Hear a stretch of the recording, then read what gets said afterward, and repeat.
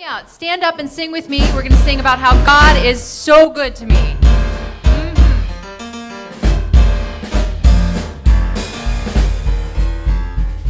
I woke up this morning singing, God is so good. Sing it with me now. I woke up this morning singing. I woke up this morning singing, God is so good. My God is so good to me. Feeling good down in my soul now.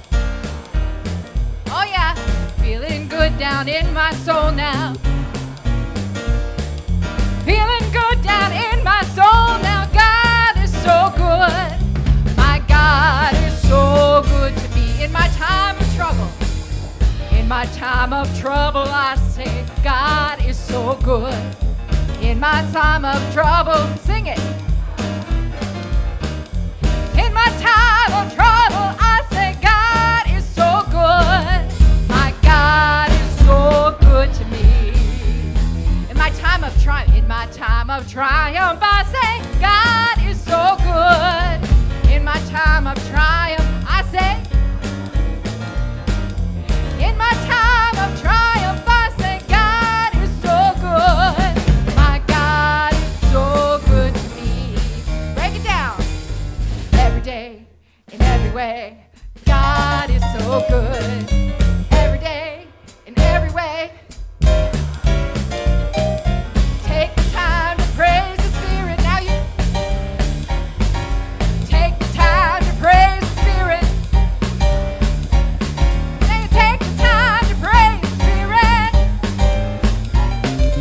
My God is so, my God is so, my God is so good to me. All right, happy Sunday.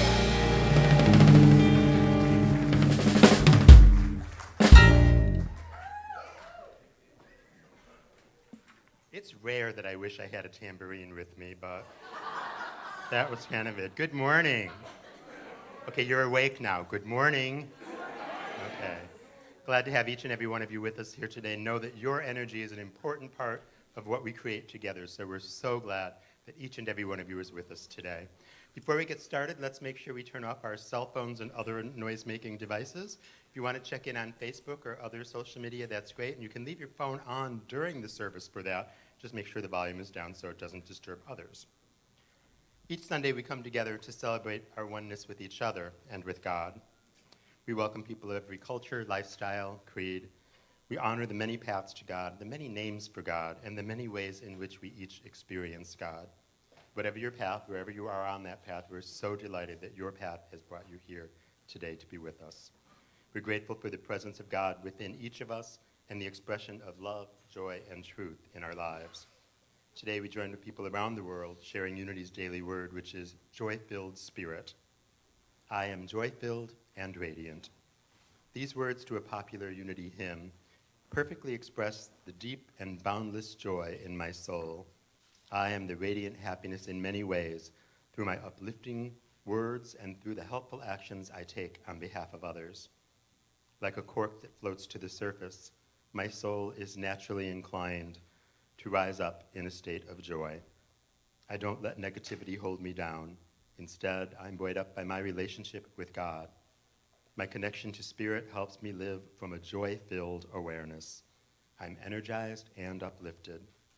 The joy I feel in my soul is an expression of the radiant life of God that courses throughout my being. And from Psalm 51 we read, "Let me hear joy and gladness."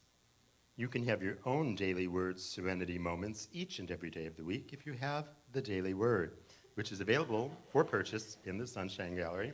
It's available in small print and for larger print for those of us that maybe need things like, to get through the day. So it's available, and it can help you through the week. Now let's welcome Reverend Heidi to lead our service.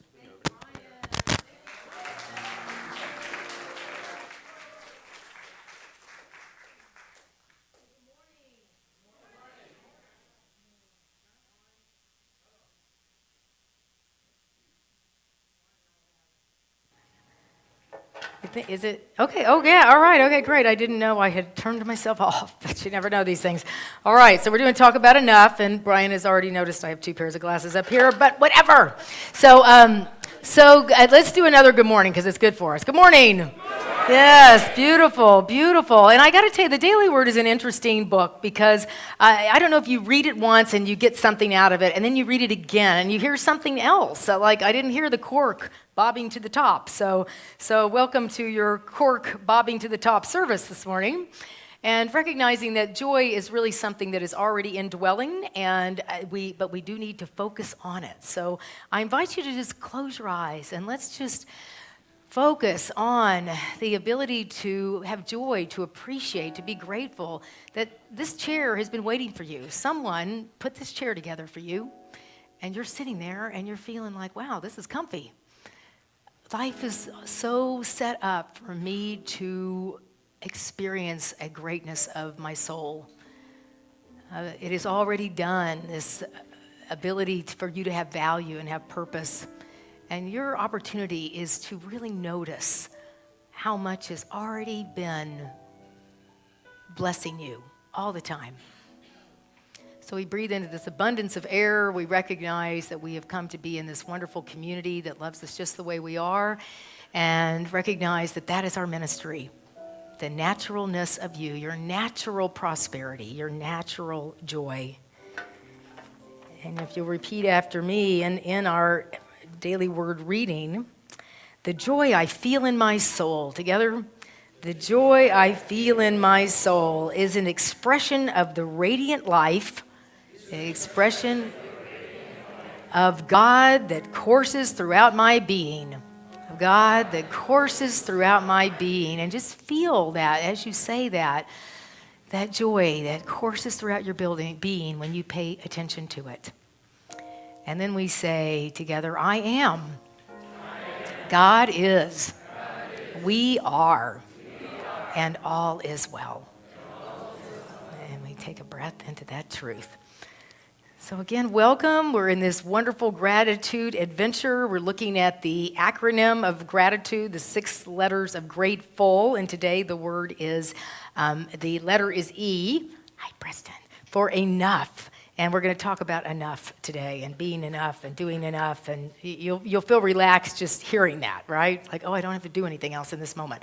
Okay, so I'm going to light this candle, and it's going to represent this light within you. Won't you be my neighbor? And so I invite you to put your hand on your heart and breathe into that place of what you bring to the world, being a friend, a partner, a parent, a family member, a friend, whatever you know that is yours that you bring. And let's say, I am the light of the world. Together, I am the light of the world. And look at your neighbor, because they need to see that reflected in your eyes or around you. You are the light of the world. You're the light of the world. Online, say it to yourself.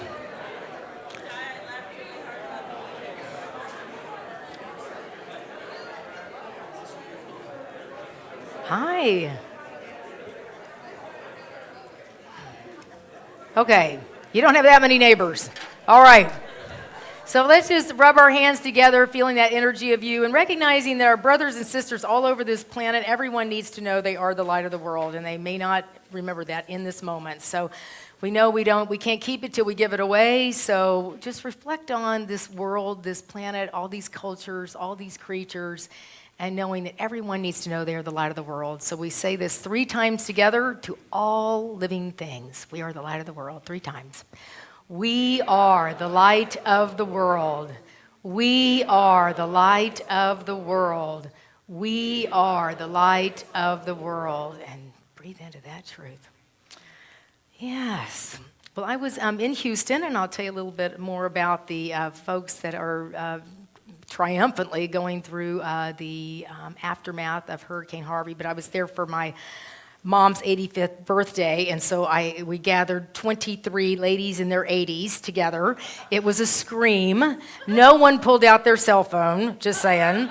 And so I will tell you about that joyful experience of just really the presence of the enoughness of love and of friendship and of wellness. And they told stories, and I had to tell them to keep it clean, but they did.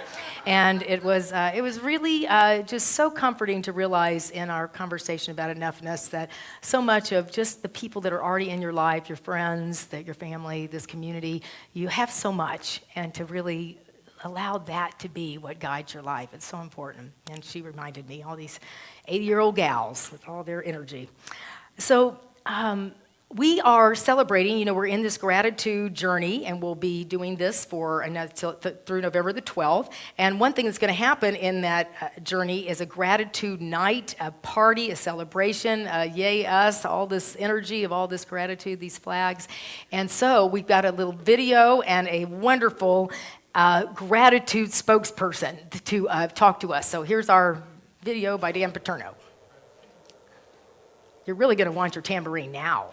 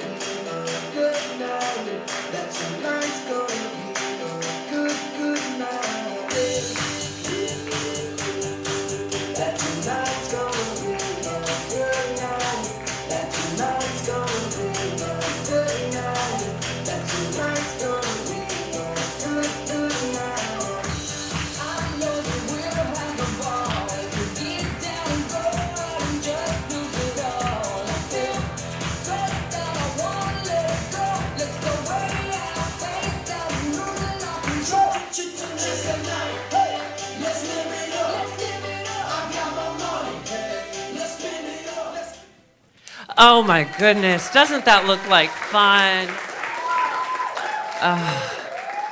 No, I'm not Heidi, although we look a lot alike. In your dreams, Reverend, in your dreams. Thank you. Thank you so much. Thank you. My name is Dixieland Cartwright. I will be your live auction hostess at the gala, which means I can't start drinking until after, so I will be very serious about getting your money. Now, I want to thank you for having me here today. I have not been to a church since a Southern Baptist church in Mississippi in 2002, and let me tell you, it's a different experience.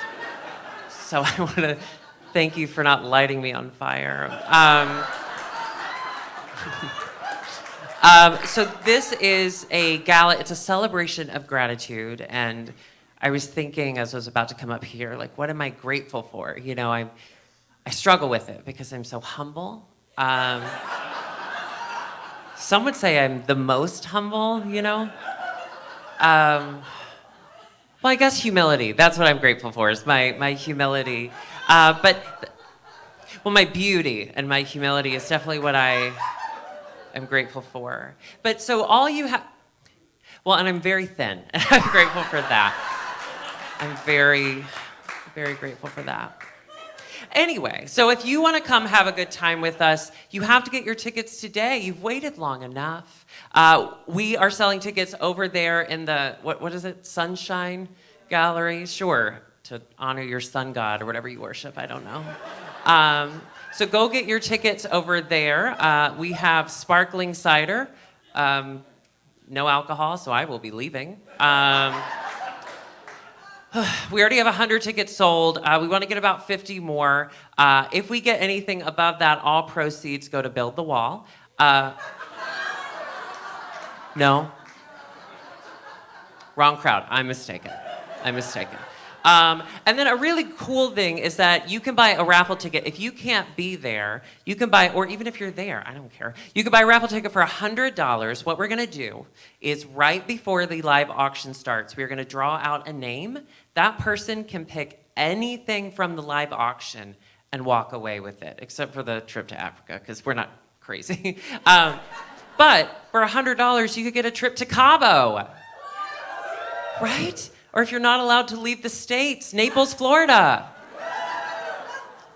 Next best thing.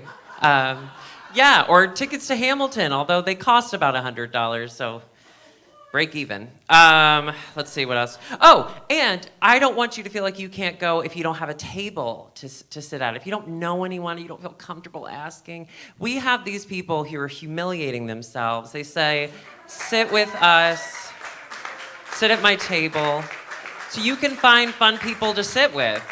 Yeah, she's not afraid of humiliation. Thank you for coming.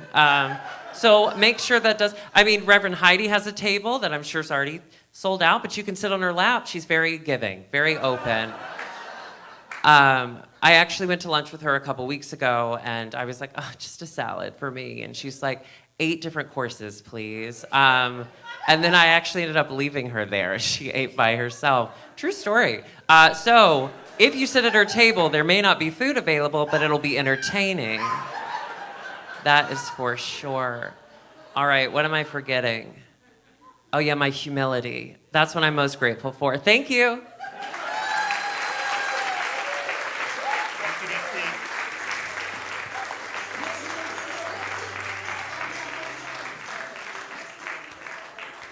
Yeah, just she doesn't have enough that, she's paring back there, that Dixie relative of mine.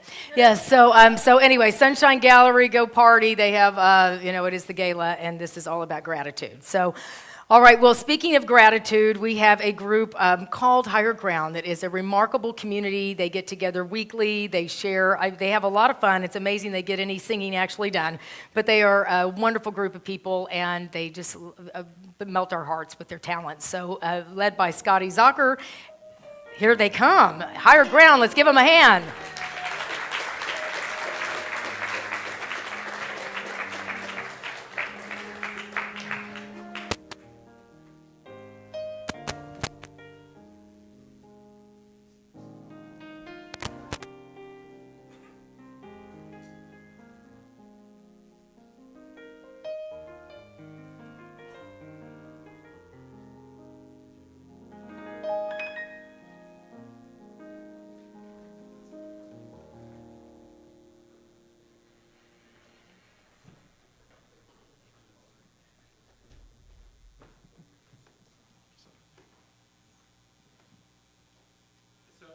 The solos will be Drew and Melissa for this song.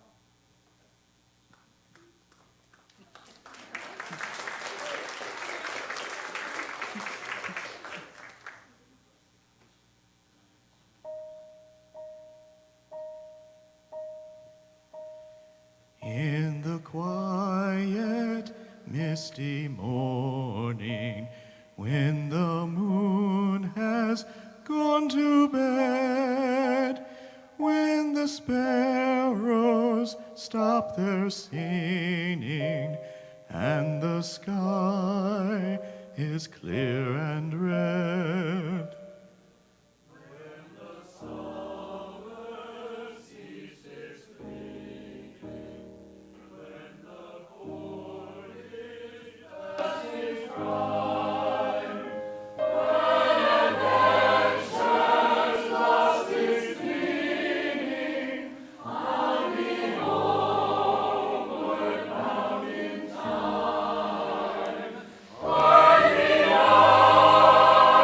True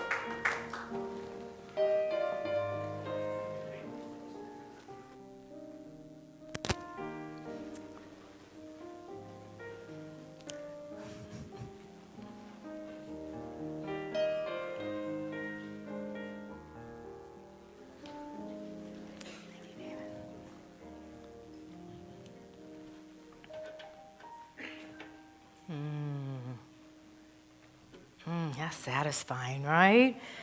So higher ground, let's give them a hand. Wow.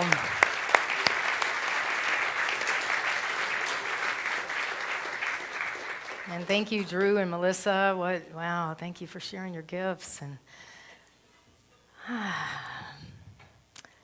that was enough, yeah? So before we start the talk on enough, let's just sit here in the silence and feel how fed you feel just from hearing all those beautiful voices, that harmony, the gift.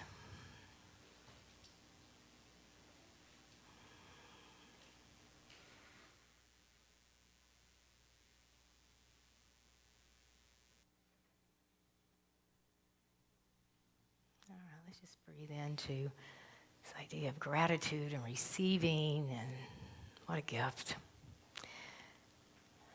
You know, it is fascinating on this journey of gratitude to start to appreciate how much you receive in this life and how easy it is to rush past gratitude, to get into this way of living, and we'll talk about it today, that is what Lynn Twist refers to as rushing past sufficiency.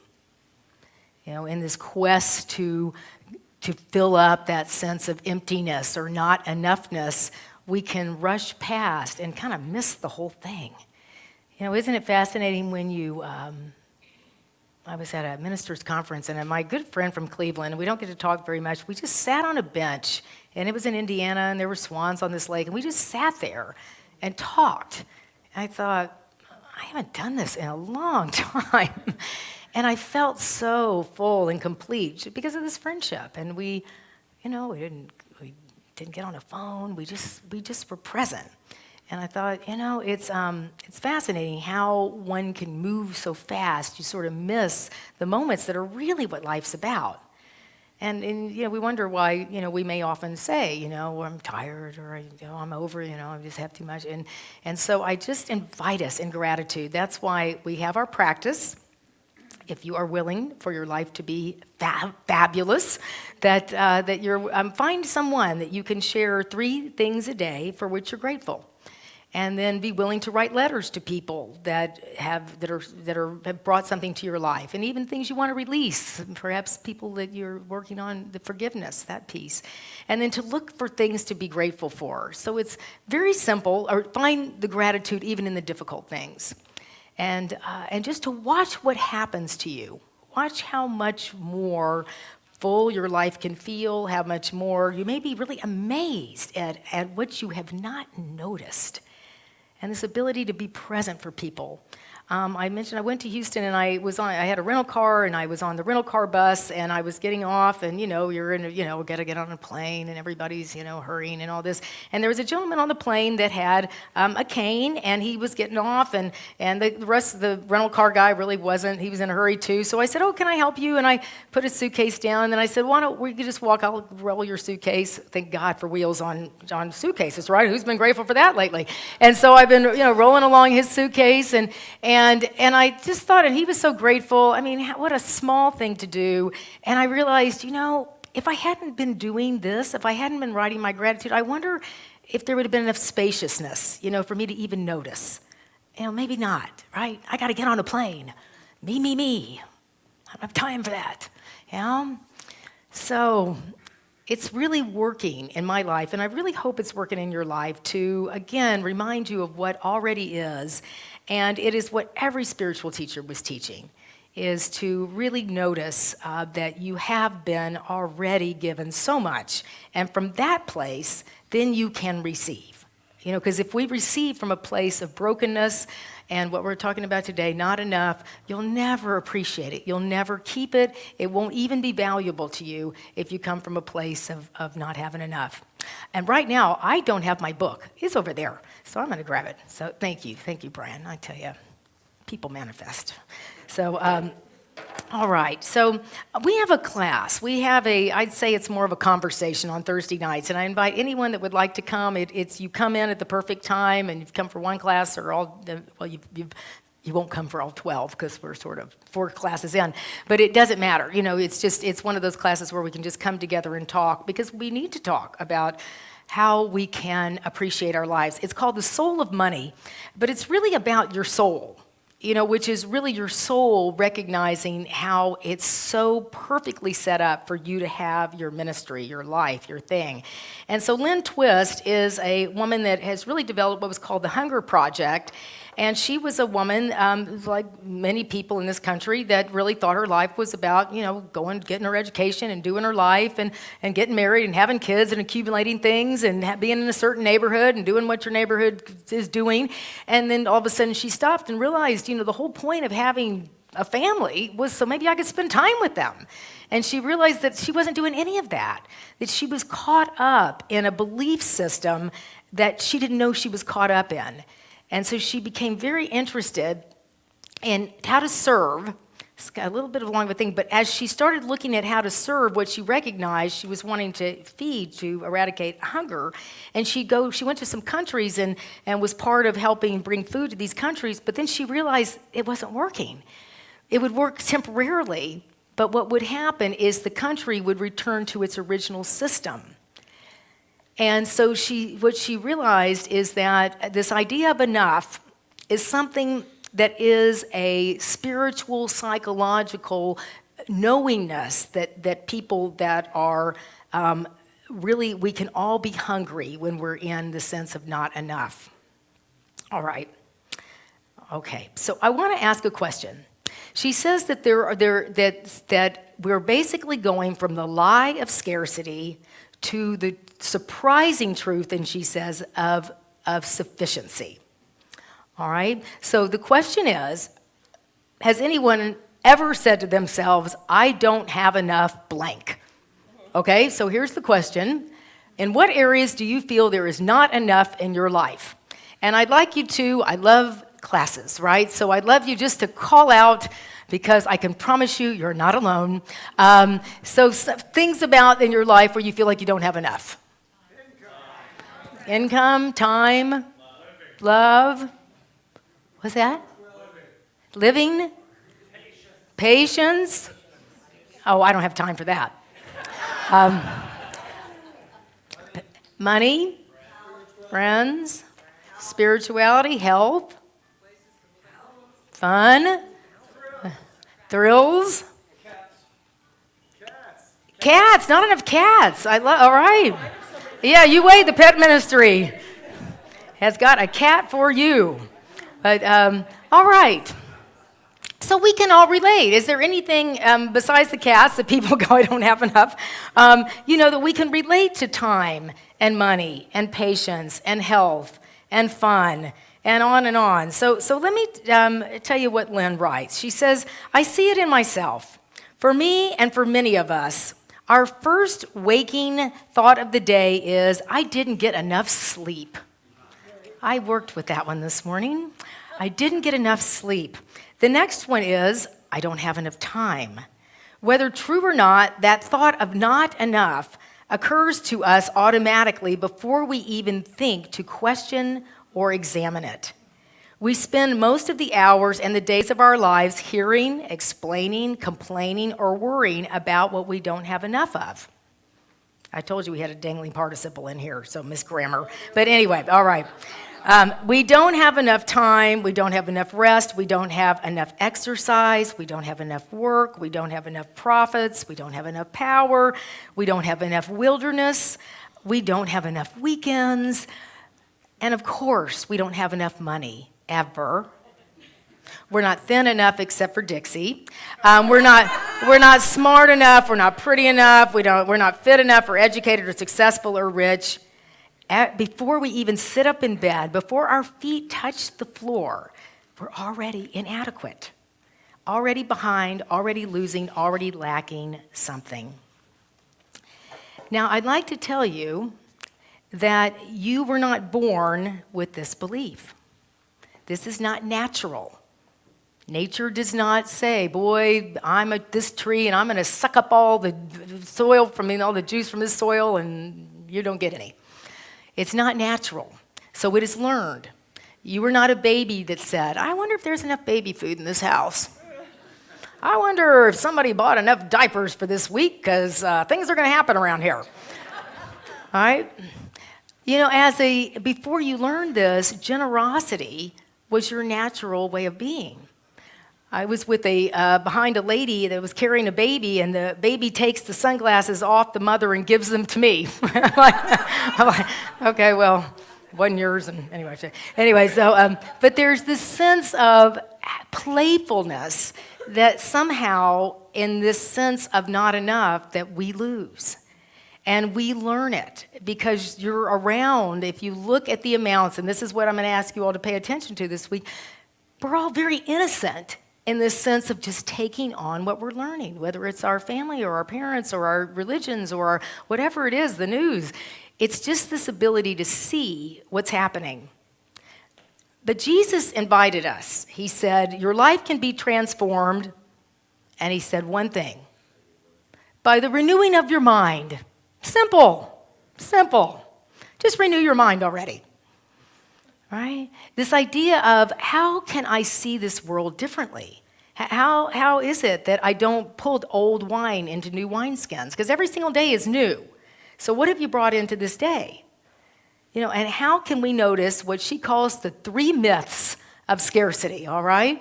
So they are, there's not enough, more is better, it's just the way it is. All right? Okay, so there's not enough. We all said, I think all of us could hear and agree with one another that it can feel like there's not enough.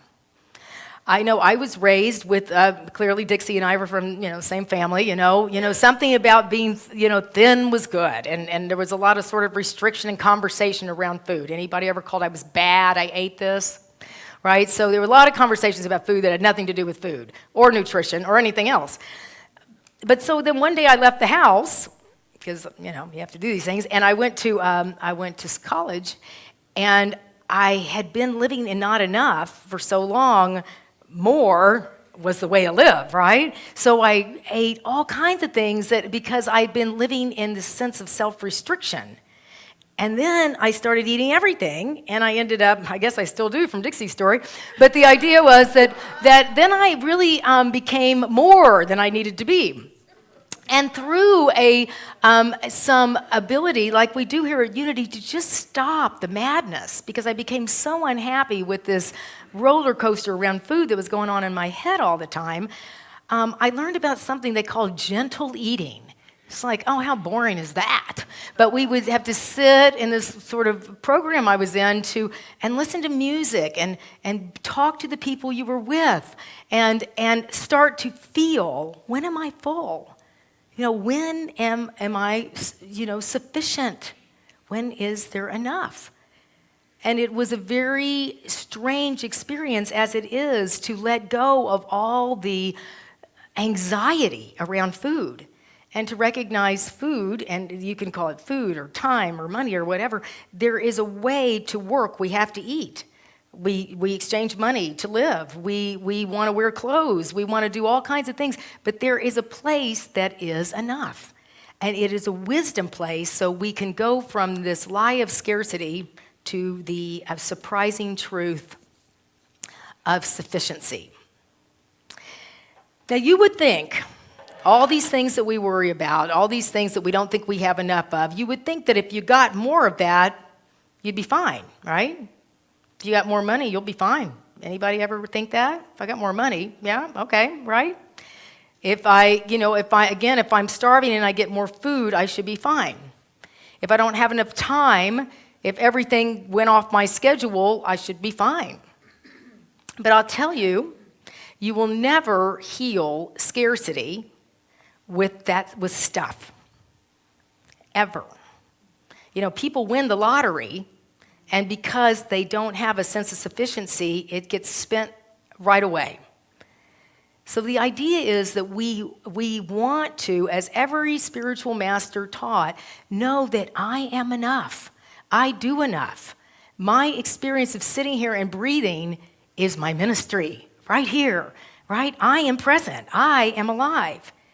And that is the reminder. Isn't it bizarre in spirituality and when we learn things? It's so simple. It's like, well, if I knew it was this easy, why did I spend all these years striving to fill up that empty hole that really is not empty? So we're going to practice with just a couple of affirmations and see how they feel for you with this enough stuff, all right? So here we go. It's in your bulletin if you can't see this. So let us say this together. I am enough. I have enough. I do enough. Nothing can take anything away from me or add anything to me. I bask in that fullness and create my life from that sense of complete sufficiency. And just breathe in. Now, sufficiency is not a place where you land, because I know all of us, from this country, we want to have it figured out. Can I get a degree in sufficiency? Can I graduate and know everything there is to know about sufficiency? It doesn't work like that. That sufficiency is really an experience of beingness. It says sufficiency resides in each and every one of us. We can call it forward. It's a consciousness, an attention, an intentional choosing of the way we think about circumstances. It is our relationship, let's say, with money or time or food. It is using money in a way that expresses our integrity, using it in a way that expresses value rather than determines value. Isn't that a completely different way of seeing life? A way that you're expressing rather than I have this amount in my bank account, so that means I am poor or I'm wealthy, right? It has nothing to do with that. It's the feeling of your own sufficiency. Sufficiency is not a message about simplicity. So any of you that think that, okay, now I've got to, have 2 peas to eat every day. It's not this. It's sufficiency is not a message about simplicity or about cutting back and lowering expectations. Sufficiency doesn't mean we shouldn't strive or aspire. Sufficiency is an act of generating, distinguishing, making known to ourselves the power and presence of our existing resources and our inner resources. All right? So the sufficiency piece is really making known to yourself. That's why we write gratitude things every day. Who was grateful today, if you have it, for running water? Right? Okay. Did you say, I am so grateful for running water today? Right? Maybe not. But I tell you, if you didn't have it, you'd be looking for it. Yeah? I had hot water today. That was pretty cool, right? I had some food in my refrigerator. I have a wonderful dog that still likes me after 14 years, right? And it's the things that we can rush so much in life that we miss what's already been given to us. Can we relate to what a powerful spirit principle this is? And because we live in a country where we do have most things that are creature comforts, we can take them for granted so easily. You would think, again, that getting these things would be the answer, and I just want to read what she wrote about this idea of folks with many things and how we can relate to this idea. Let's see. Hold on one sec. There's some of this. Okay, so where is she here? Okay, it would be logical to assume that people with excess wealth do not live with a sense of scarcity at the center of their lives. But I have seen that scarcity is as oppressive in those lives as it is for people who are living at the margins and barely making ends meet. It is so illogical that people who have tremendous excess would be thinking they don't have enough. But I've encountered that time and again. And so what she recognized is that scarcity is all pervasive. It has nothing to do with what is going on outside of you and everything to do with what's going on inside of you. How many folks, and I hate to do hand raises, but are really practicing this gratitude exercise? Just that you're doing the 3 things a day, all right? Have you noticed that you have to start coming up with things? Like you have to start noticing the running water. You have to start noticing that you've got a person that's even willing to take your text and read it. You get to notice that there really is so much love in your life that maybe you haven't even paid attention to. So sufficiency ends up being this sort of aha experience. I was at this luncheon. My sister and I put it together. Again, my mom turned 85, and I'm 58, so there's something interesting about that back and forth. But we invited these 23 ladies that have been friends with my mom for 50 to 60 years. And they're really interesting, wonderful people. You know, they've lived a long time, and they have lived a long time and are still happy because they really have this sense of sufficiency. There's a friendship that they have really hung on to for 50 to 60 years, and maybe some of you have really long-term friendships, but it's kind of remarkable to see this many people that have had that kind of a bond. And so we were talking about the hurricane. And the lady that was sitting across from me had the bottom part of her house was completely wiped out. She was out of town, and her daughter went over and took a lot of things in garbage bags. So she said, so I've got some clothes, not my favorite clothes. She said, but what I realized, number one, I'm living with my daughter right now, and she said, I really realized all that stuff I thought I needed, I didn't need. She said, I have some things, and she goes, thank heavens, I had something to wear to the luncheon. But she said, really, this has not been a hardship in a weird way. She said, it's really helped me to realize I thought I needed like a bunch of stuff, and I really don't need that. And it's also helped me just feel lighter in life. And as I was going around Houston, I kept hearing, I was at a health club, but then I was also out at a park, and I was at the airport, and I kept hearing stories, because people are talking about it a lot, about how people have moved into other people's homes, or how people have let people into their homes. And I didn't hear one person say, I'm so mad that my golf clubs are gone. Or I'm so mad that, some outer thing that was ruined. It was always, I heard one guy talk about the pictures of his kids that ended up getting, destroyed. But most people were in this amazing sense of sufficiency about what came out of the hurricane, what was the result of this big challenge that, looked, just horrific, the sufficiency that was born from this place. In fact, one of these ladies decided she was going to tell me a joke. So I thought, well, this is fascinating. You would have thought she was going to be telling me some sad story about something. But so, my mom's from Texas, and a lot of her friends are from Louisiana because she went to LSU. So they have these Cajun jokes. So this is a joke about a lady named Miss Thibodeau and Miss Boudreaux, and there had been a flood, but Miss Thibodeau and Miss Boudreaux were sitting up on the roof having a cup of tea. And they were talking, and there was, water down below. And what Miss Thibodeau noticed that there was this gentleman's hat going back and forth and back and forth. And so she said to Miss Boudreaux, what is that hat going back and forth? And Miss Thibodeau said, I told Elmer, hell or high water, he was going to mow that lawn.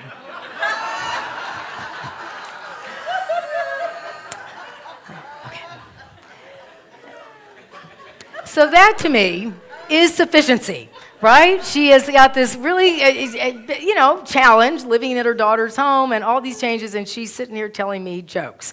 And they went on and on to tell so many stories, and when I left that lunch, I felt so happy. I thought, why am I feeling so sufficient and fulfilled? It was because there was nothing there but love. People weren't distracted. They weren't on their phones. They were talking. They were laughing. They were, talking about all kinds of things. But I just recognized that really is what sufficiency is. It's a place of going beyond this sense of yearning and emptiness to a place of what is already going on in my life. I want to read about what sufficiency can bring you.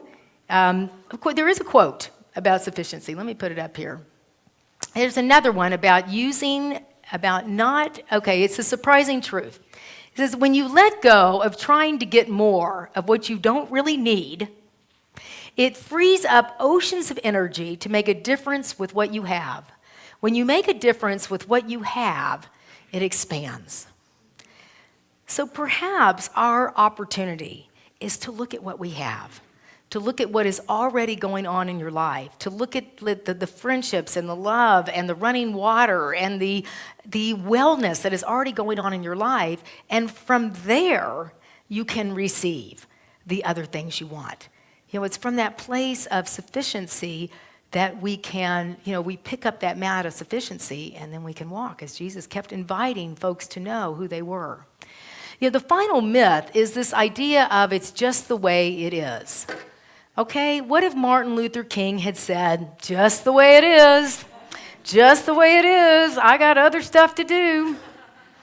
Right? What if those women, the suffragettes with women in voting said, just the way it is, I'm fine to knit.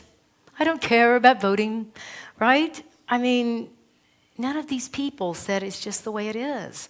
Anyone that changed the world, the person that put wheels on luggage, I don't know. But they didn't say it's just the way it is. We sent a man to the moon before we put wheels on luggage. I'm just saying. But the idea is that no one that says it's just the way it is living their ministry, is doing their soul, is stepping into the life that they were born to live.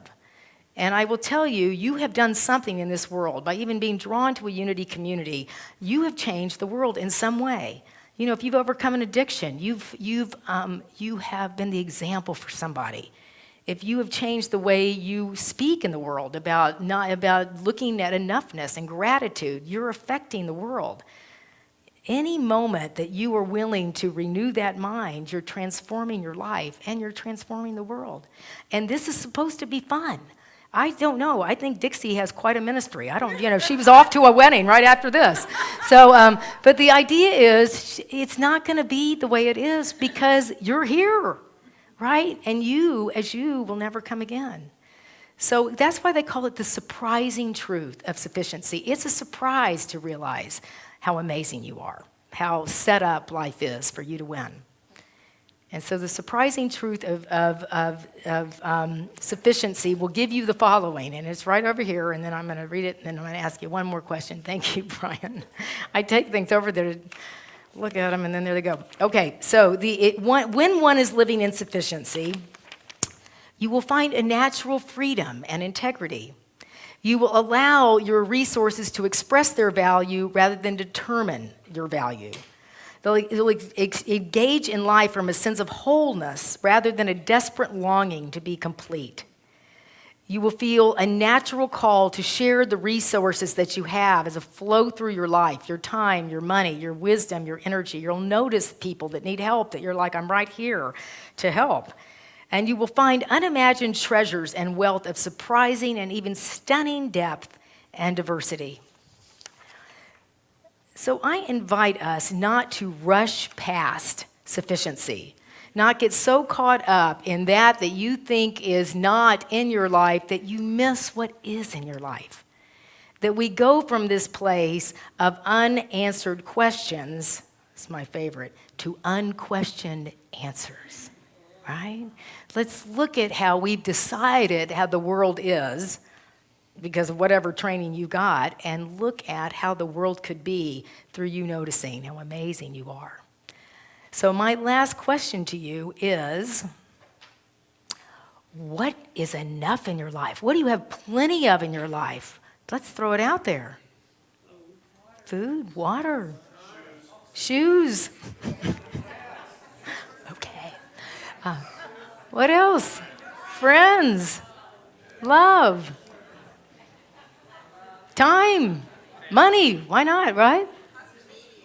What'd you say? Husbands, okay, I like it. That's great, right? It's great. So you may see that the thing that 20 minutes ago you felt like you didn't have enough, all of a sudden you realize you do have enough. Yeah? We have plenty, we have air. We have all these kind of things. And I will say that our culture and our country, in our ignorance, can create so many challenges in our ignorance. We are 4% of the world's population, and we create 25% of the pollution on the planet. So the ability for all of us to, and not to feel bad about yourself, because that's not going to help, but to realize that your sense of sufficiency will help you to lessen this sense of creation of, like we're the only people that matter. Because we're not. I love this. I've got a picture of the world. Buckminster there you go, Fuller. In his talks, he had talks called the Integrity Talks. And it was right around the time that we had the first lunar landing. And he said, let's go from this me or you world to a me and you world, right? These talks will get you so stimulated to what is your thing to do. When I was getting on the plane, there was these people that had come from a Christian church, but their workplace had let them off for a week, and they were part of Samaritan's Purse.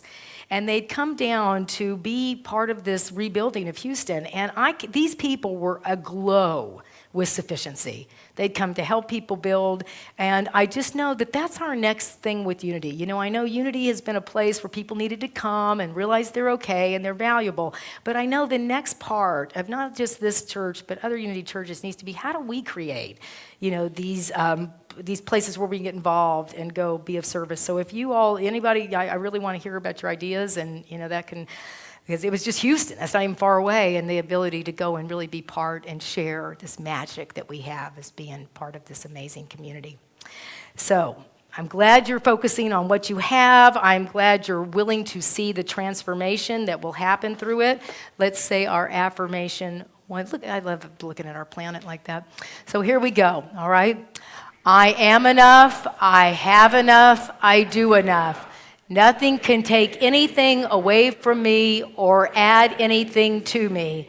I bask in that fullness and create my life from that sense of complete sufficiency. And give yourselves a hand for showing up. Yeah. So now we are going to allow all that beautiful energy of sufficiency to open up to a greater sense of really cellularly experiencing this. We're opening up in sweet surrender to the luminous love light of the world. And Gretchen will lead us. We'll sing it through twice. And then this group, we're going to do a round because we're a me and you group. And so we will start with this group, and just follow along. It would be great. So let's do it all together. I am opening up in sweet surrender to the luminous love light of the world. I am opening up in sweet surrender to the luminous love light of the world. I am opening. I am opening. I am opening. I am opening. I am opening up in sweet surrender to the luminous love light of the world. I am opening up in sweet surrender to the luminous love light of the world. I am opening up in sweet surrender to the luminous love light of the world. I am opening up in sweet surrender to the luminous love light of the world. I am opening up in sweet surrender to the luminous love light of the world.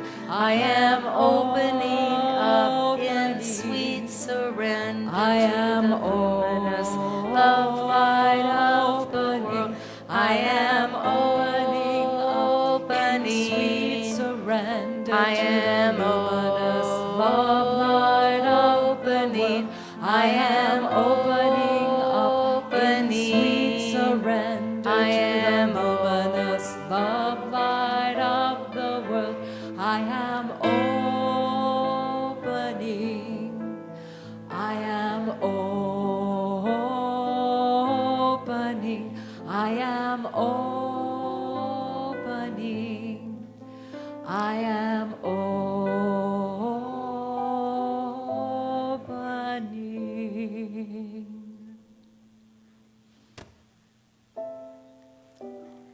So we allow ourselves to bask in that open place. Like a flower opening, you see all the beauty inside. That was always there. So we let ourselves rest in that truth of, I am enough. I have enough.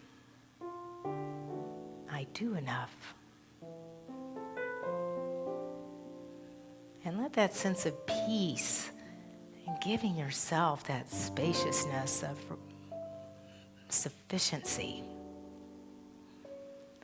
Feel it in your gut, just that place of knowingness, that core of you, that fullness, this big meal of life, this very sufficient meal of life that is just nurtured and blessed you and nourished you. That place of knowing that from that place you will be guided. That place of gratitude. Place of Christ likeness, Buddha, nature, spirit-led. So we just let ourselves relax into this music of Peter's, just feeling that sense of wellness and the gift that you are.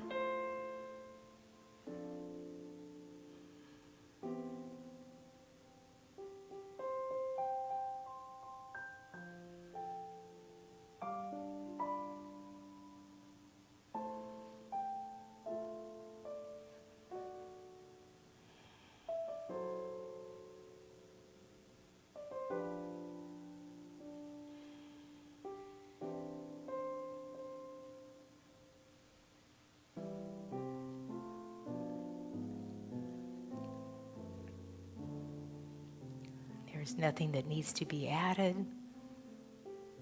and there's nothing to lose. We are transformed by the renewing of our mind. And how beautiful it is to greet this new day and this new moment with a sense of I am. I wonder what Spirit is up to next. We let it be easy. We let it be full. We let it be sweet and supportive. And just know you're called to be part of this consciousness, which allows you to notice what you haven't noticed and have enough of everything, as you always do. So we sing our sweet surrender together. You're welcome to take the hands of your spiritual family member if you are comfortable with that, and we'll sing Sweet Surrender, both verses together. Opening up in sweet surrender to the luminous love light of the world.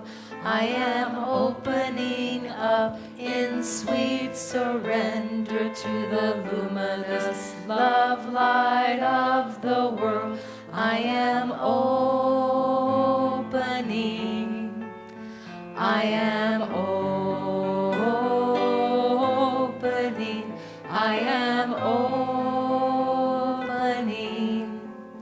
I am opening.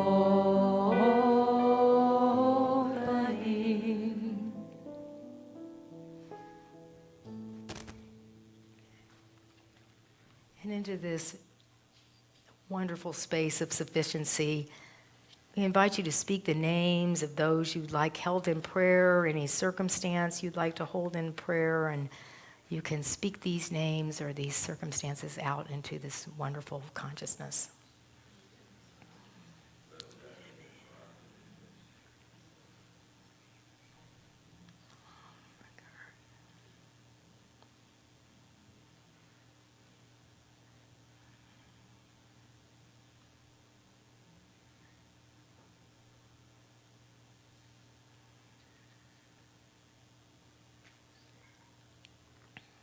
If you'll take a moment to open your eyes, you can include the names of those who are asking for prayer on the screen. and hold those names in your heart.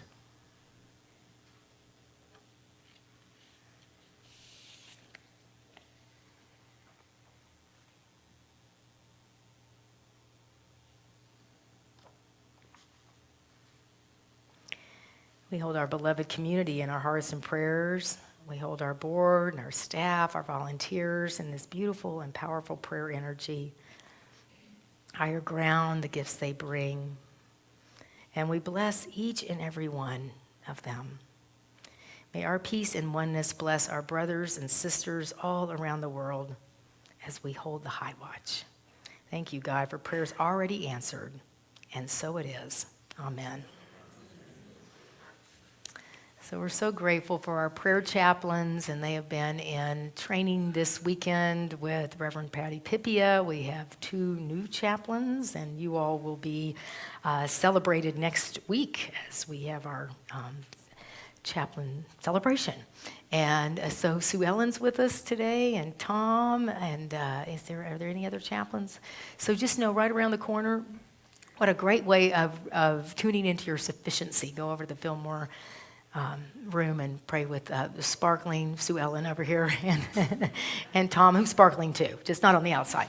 Yes, so enjoy being with the chaplains. It's a wonderful way to celebrate your sufficiency. If you'd like to be on a wellness call, there's sign-up sheets upstairs and downstairs, and then a chaplain will call you once a month, and it's a wonderful way to tune in to Spirit. Okay, so we're going to give from that place of sufficiency, of wholeness, of love for this community, of this amazing campus of goodness that happens around here. So you can give with a credit card over on the machine on the wall, or you can write a check and give cash, of course, and or you can become a part of our Abundant Life program, which is our recurring giving program that allows a lot of sufficiency here. So if you'll put your hands together, and let us just feel that sense of that beautiful energy that is you, that blesses this place. And let us say our offering blessing together. I am abundance in action. There is no lack in my life. I give from the fullness of what I receive. What I give returns into my life multiplied abundantly. I hold a vision of thriving for myself and for unity in Chicago. And so it is. And God is my source, and Gretchen in higher ground. All right, you can clap if you want to. That's all good. God is my source. God is my power.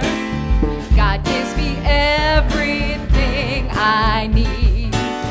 So I give thanks for all my blessings. God gives me everything I need. Love is my source. Love is my power. Love gives me everything I need. So I give thanks for all my blessings. Love gives me everything I need. Let's sing about peace. Peace is my source. Peace is my power. Peace gives me everything I need. So I give thanks for all my blessings. Peace gives me everything I need. One more time about God. God is my source. God is my power. God gives me everything I need. So I give thanks for all my blessings. God gives me everything I need. All right, higher ground. Great. Perfect.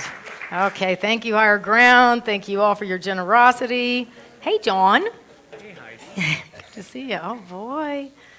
I tell you, so let's just breathe into all this wellness. We bless these tithes, these love offerings, all the generosity here. It goes out and exchanges hands over and over, blesses this community, and comes right back into your life in amazing, mysterious, unexpected ways. I am gratitude in action. Together, I am gratitude in action. I give generously. I receive gratefully. I am completely sufficient. in the spirit that I am. And so it is. All right, beautiful. Thank you. So you all, please read your bulletin, take it home, get extras and share it with your friends. Every single thing you'd ever need to know in your life is on this thing, yes. And we don't want to repeat it all or tell you about it all. So you guys read it. There's a big orange schedule. One thing that one of our congregants who is completely sufficient and having fun, he's created a theater company called Hell in a Handbag. Yes, and so every time they have a show, they are so generous. They have an afternoon or evening where they have a show that they dedicate to Unity, and half the ticket prices come into Unity. They give me a role, which is always stretching me into another dimension of sufficiency. And we have a lot of fun. Chris Yorix is here also, David's partner. We love Chris.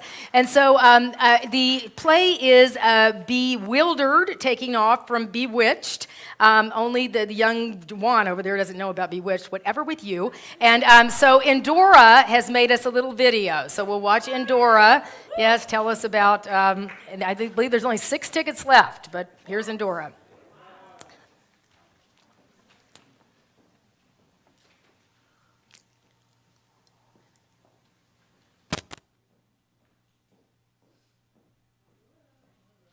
Hello, mortals. Endora here, and I'm so excited for October 29th, 3 p.m. That's Unity Night with special guest star Reverend Heidi for Bewildered, our special parody of Bewitched. And of course, I'm in and Samantha and Uncle Arthur, and we need all you witches to come along and help celebrate and raise money for Unity, another cult full of witches. Just kidding.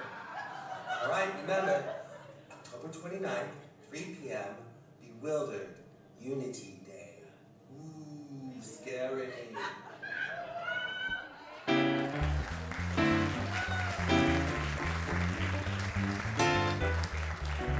So this is how it works with our staff that's so sufficient. I couldn't even believe, Michael, look at this shirt. All right. So that's right. That's right. We actually only have 4 tickets left. And I'm selling them over there in the zone or the wing, whatever you call it.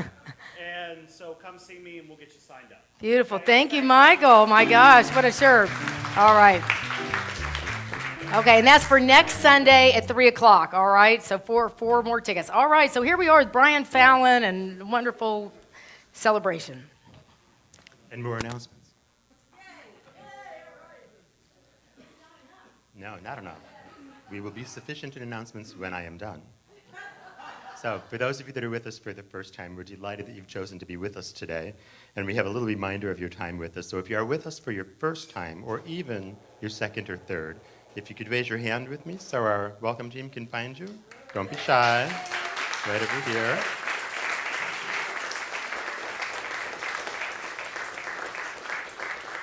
Again, we're delighted you're with us. And it says that the welcome team wears pink badges, but that didn't seem correct. But anyway, that lady that gave you the flower, go talk to her later, okay? Those of you that are with us for the first, second, or third time, if you meet one of the folks from the welcome team, we have a gift for you. We have a free Unity tote.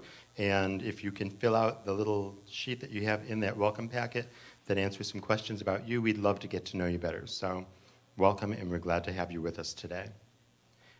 A little announcement and a little let's hold someone in prayer. A former congregant here, David Pemberton, passed away this past week. He made his transition. Those of us that have been here for a while remember Davey was on the board during, I believe, Rev Ed Townley's time with us. And so we want to send our love and blessings to David and hold his soul in the light as it continues its journey, and also hold his wife Sherry and their children. They have, I believe, 3 daughters and 3 sons and 10 grandchildren. So we hold that family in the light as they get used to this life without Dave here with them. On another note, today's beautiful flowers are generously donated by Michael Surgeon and Eric Kugelman in celebration of family birthdays. Those of you that don't know them, maybe because they're usually at the earlier service, they're on our welcome team. They are commemorating 7 October birthdays in the family. October 6th, their daughter Susan Kugelman and great-nephew Kai Surgeon. On the 17th, Michael had his birthday.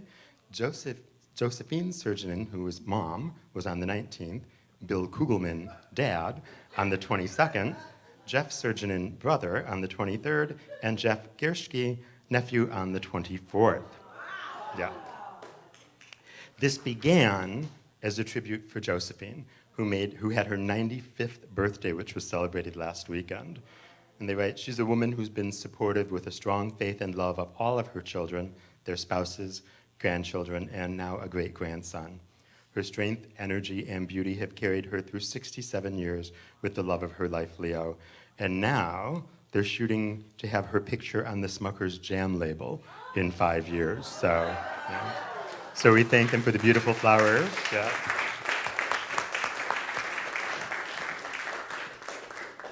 She's looking good. And also we thank Eric and Michael for all that they do here in our community. If you'd like to donate flowers for your special occasion, there are November dates available. Stop by the information desk or email nikki@unitychicago.org to reserve your dates. Don't forget to buy your gala tickets and or raffle tickets. The Pet Ministry is here each Sunday with pets in need of foster or forever homes, and Carol's got a really handsome one here.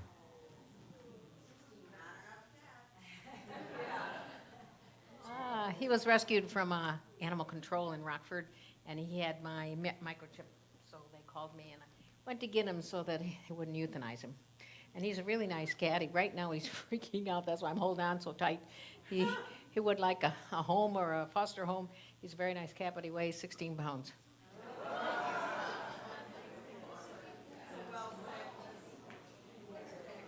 16 pounds, my God. So go see Carol if you're interested in that cat or in some other pets that we may have for fostering or forever homes. And don't forget, you can support the Pet Ministry by buying treats downstairs in the Friendship Room. Lots of amazing things going on here that you've already heard about, so make sure you check out the bulletin, check out unitychicago.org, and also the e-letter. If you haven't signed up for that, you can do it at any one of the tables. When you get the e-letter, you open it up, you read it, then you'll be well informed. Let's welcome back Higher Ground.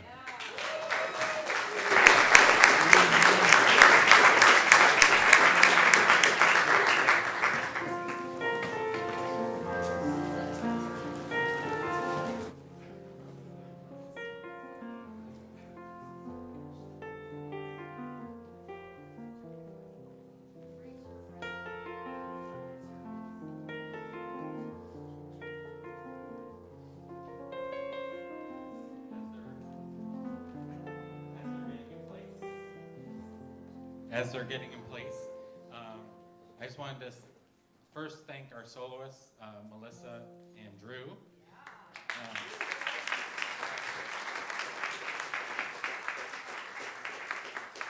Also wanted to just say how wonderful our choir looks so fall. And also we will be starting Christmas music in a week from Monday. So we'd love to have you join us. We're actually going to be singing the Hallelujah Chorus. So if you sung it before, you already are halfway there. You know the piece, so you just can join us in 7 to 9 p.m.s every Monday. Not the whole thing, just the one song. Not the Messiah, just the one song.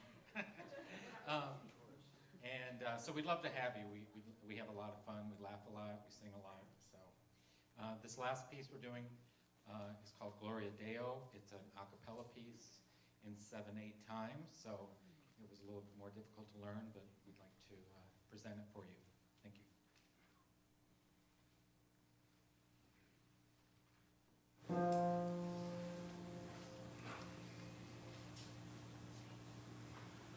Gloria Deo, Gloria Deo, Gloria Deo, Gloria Deo, Gloria Deo, Deo, Alleluia, Gloria Deo, Deo, Alleluia, Gloria Deo, Deo, Alleluia, Alleluia.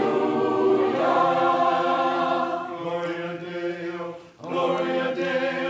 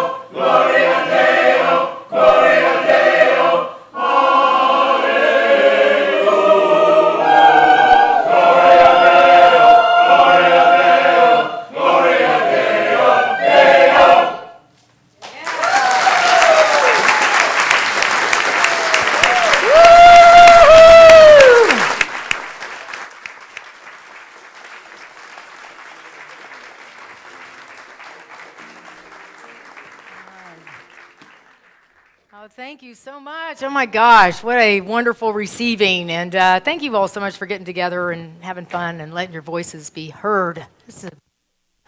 So let's stand and affirmation together. And I'm so glad we don't know. Good thing I'm just sufficient. All right, so let us say this together. I am enough. I have enough. I do enough. Nothing can take anything away from me or add anything to me. I bask in that fullness and create my life from that sense of complete sufficiency. And go party with the gala team and let's weave ourselves out of here.